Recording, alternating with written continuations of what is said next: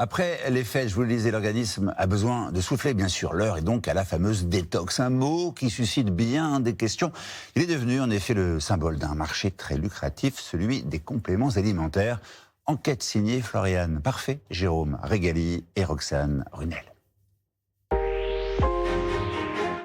En tête de gondole et en promotion dans cette pharmacie parisienne, des ampoules détoxifiantes à base d'artichaut ou de fenouil, une des meilleures ventes de ce début d'année. Avec les bonnes résolutions de l'année, les gens en fait commencent un petit peu à faire une petite diète et ça fait partie un petit peu des demandes qui augmentent en janvier. Bénédicte, elle, opte pour le radis noir, comme à son habitude depuis 15 ans. J'ai l'impression que ça nettoie en fait. J'ai l'impression que j'ai une peau un peu plus lumineuse, que je digère plus facilement, plutôt ce genre de choses.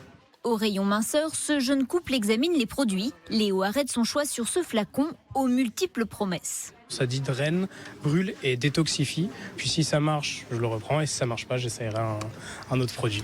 Et pour ça, il y aura l'embarras du choix. Flacons, gélules, gummies ou ampoules. Environ 1000 références sont actuellement proposées sur le marché.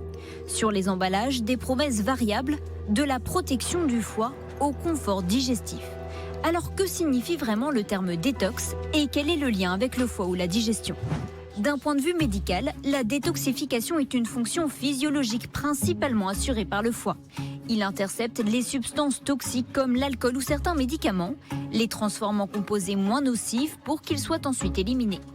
Le foie a aussi une fonction de régulation du métabolisme énergétique. Si l'on consomme plus de sucre qu'on en dépense, il passe en mode stockage et conserve les sucres sous forme de graisse. Or, le pharmacien nous dira lui-même un peu gêné qu'aucun de ces produits ne peut réellement agir sur le foie. Le foie, on ne le touche jamais, quoi. Voilà, ils mettent confort hépatique, mais bon, c'est un peu... C'est un peu marketing de dire confort hépatique. Voilà, on va dire que c'est un confort digestif. Voilà ce qu'il faut plutôt attendre des produits détox, un terme dont l'utilisation n'est d'ailleurs pas encadrée par la loi. Qu'en est-il maintenant de leur efficacité ? À côté de Montpellier, la chaîne de conditionnement de ce fabricant de compléments alimentaires français tourne à plein régime. Plus 20 à 30% de demandes pour ces gélules détox de janvier à avril. On retrouve une association de 4 plantes, Chardon-Marie, qui est titrée en principe actif silimarine. On retrouve de l'artichaut, du bouleau, du desmodium, qui sont des plantes phares et très étudiées sur le segment. Des plantes qui facilitent la digestion selon le fabricant, qui se base sur des études et des avis de l'Agence européenne du médicament. Cependant, celle-ci reste prudente sur les bénéfices de certains produits. Le fabricant apporte donc cette précision. Nous sommes dans le domaine du complément alimentaire et non du médicament.